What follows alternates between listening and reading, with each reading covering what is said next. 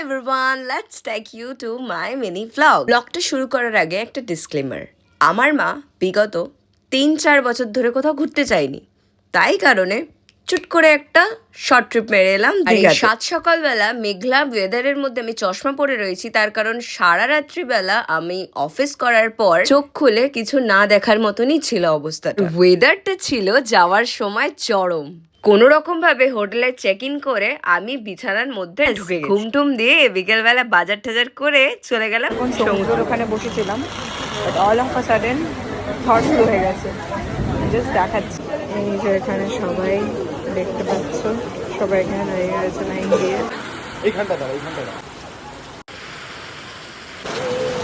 মা এতক্ষণ ধরে আমাকে বলছিল আমাকে ঘুরতে এনেছে। বাবা বলে যেই বৃষ্টি শুরু হয়েছে, মা বলছে এই তো তোকে বারণ করেছিলাম বৃষ্টির মধ্যে আসতে। চলো বাকিটা এর নেক্সট পার্টে আসছে।